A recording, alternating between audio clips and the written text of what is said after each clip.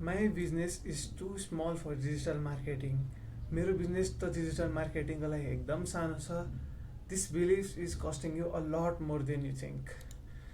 Small business owners keep repeating this to themselves. Every day they wait a competitor fills the space.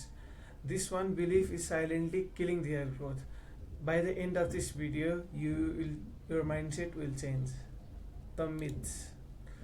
I need a big budget to start. No you don't. तपाईँहरू थोरै बजेटले पनि digital marketing start गर्न सक्नुहुन्छ. Digital marketing कर्पोरेट्सको लागि मात्र होइन, यो चाहिँ खासमा सानो बिजनेसहरूको लागि हो. My customers don't use social media.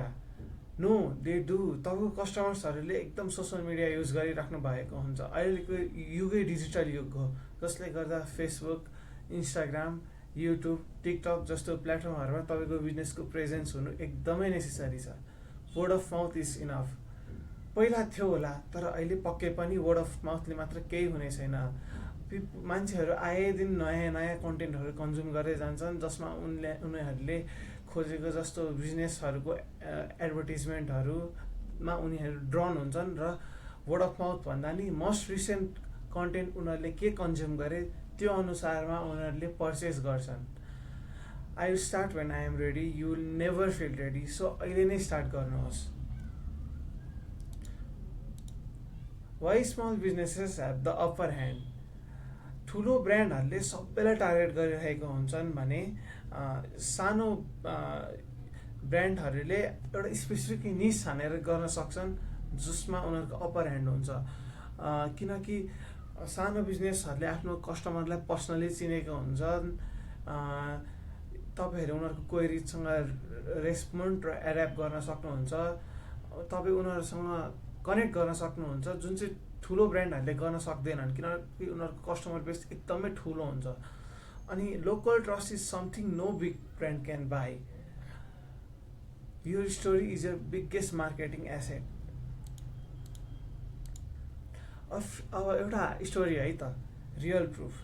अब फ्रिलेन्स फोटोग्राफर छ अरे, अनि उसले चाहिँ एक डिजिटल मार्केटिङ सुरु गर्नको लागि एकदम सानो छ भन्ने महसुस गर्यो. तर उसले चाहिँ उसँग भएको 15,000 डिजिटल मार्केटिङमा लगाउने डिसाइड गर्यो र उसले लगाए पनि. अनि एउटा टार्गेटेड फेसबुक क्याम्पेन उसले स्टार्ट गर्यो, जसमा चाहिँ उसले चाहिँ एज 24 देखि 34 एज ग्रुपको मान्छेहरूलाई, उसको सहरको मान्छेहरूलाई टार्गेट गर्यो, जसमा चाहिँ उसले 3टा इन्क्वायरी फर्स्ट विकमै पायो. अनि त्यो 3टा मध्येमा उसले चाहिँ 2टालाई सक्सेसफुल कस्टमर्सको रूपमा कन्भर्ट गर्यो.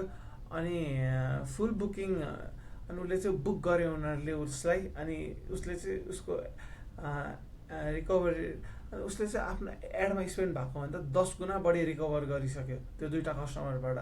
One clear message, one right audience, and one channel can change the whole game for you. The strategy. तपाईँ चाहिँ एउटा मेसेज र स्पिकर छान्नुहोस्, जसले चाहिँ तपाईँको कस्टमरको प्रब्लमलाई डाइरेक्टली एड्रेस गर्छ. Pick one audience. अब तपाईँ चाहिँ एकदम स्पेसिफिक भएर आफ्नो अडियन्स छान्नुहुन्छ. तपाईँले सबैलाई थाल्नुभयो भने त्यो सम्भवै हुँदैन. सो एउटा निश छान्नु पऱ्यो, तपाईँको अडियन्स यो हो भनेर तपाईँले पिकअप गर्नु पऱ्यो. जस्तै कि यो माथिको फोटोग्राफरले 24 देखि 34 एज ग्रुपको पिपलहरूलाई छान्यो नि, तपाईँहरूले नि त्यही फिल्टर आउट गर्नु पऱ्यो आफ्नो अडियन्सहरूलाई. Pick one channel and do it consistently for 30 days. तपाईँले चाहिँ अब आफ्नो अडियन्स छानिसकेपछि त्यसलाई कन्सिस्टेन्टली 1 महिना 30 डेजसँग कन्टिन्युसली राख्नु पऱ्यो डिजिटल मार्केटिङ. तपाईँ सबै ठाउँमा नभएर एउटा डिप थिङमा जानुभयो भने तपाईँको प्रोग्रेस एकदम फास्ट र अडियन्स छान्न एकदम सजिलो हुन्छ.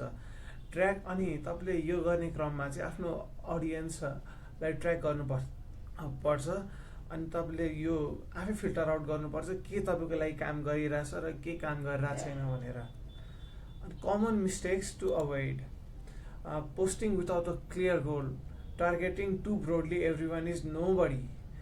तपाईँले चाहिँ एउटा कुनै क्लियर गोल बिना पोस्ट गरिराख्नु भएको छ भने, कन्टेन्ट स्प्याम हानिराख्नु भएको छ भने त्यो कामै गर्दैन. किनकि तपाईँको त्यसको कुनै अडियन्सै हुँदैन क्या. त्यसले मिलियन्स भ्युज पाए पनि कसले त्यो भिडियोसँग रिलेटै गर्न सक्दैन.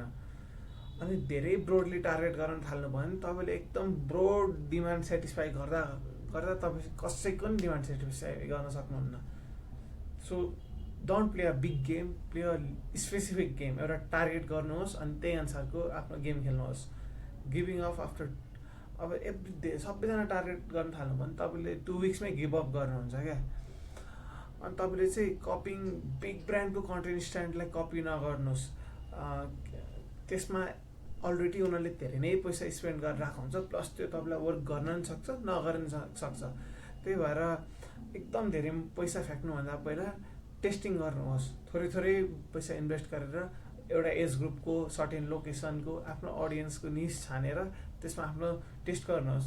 त्यसले गर्दा कन्टेन्ट रन गर्नुहोस्, एड रन गर्नुहोस्। त्यसले गर्दा तपाईँको नम्बर वान त मनी, पैसा कम कन्ज्युम हुन्छ, प्लस स्पेसिफिक मान्छेहरूसँग, पोटेन्सियल कस्टमरहरूसँग तपाईँको कन्टेन्ट पुग्ने चान्सेस पनि एकदमै छिटो बढ्छ।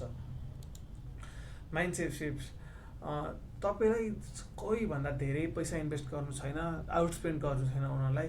तपाईँहरूलाई चाहिँ एकदम सोच्नुपर्छ, target small and specific, always bits and bug. तपाईँले चाहिँ ठुलो एकदम पैसा खर्च गरेर धेरै मान्छेलाई टार्गेट गर्नुभन्दा एकदम स्पेसिफिक मान्छेहरूले टार्गेट गर्नु भने त्यसले तपाईँको कस्ट इफेक्टिभ पनि हुन्छ, प्लस कस्टमर पनि सरप्राइजिङली त्यो मासलाई टार्गेट गरे भन्दा बढी आउँछ। अनि अर्को चाहिँ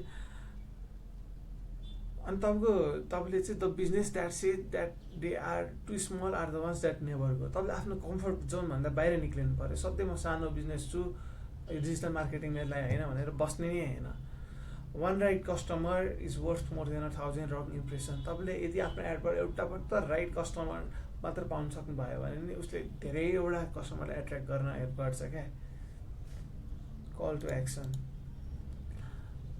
अब तपाईँले चाहिँ एउटा डायरी वा एउटा नोटमा तपाईँ बसेर नोट डाउन गर्नु पऱ्यो र कारणहरू पोइन्ट आउट गर्नु पऱ्यो कि के रिजनहरूले चाहिँ तपाईँलाई यो स्टार्ट गर्नबाट रोकिरहेको छ। तपाईँ आफूसँग एकदम अनेस्ट हुनु पऱ्यो अनि एकदम क्रिटिकल्ली त्यसलाई अब ब्रेन स्ट्रमिङ गरेर सल्भ गर्नतिर लाग्नु पऱ्यो।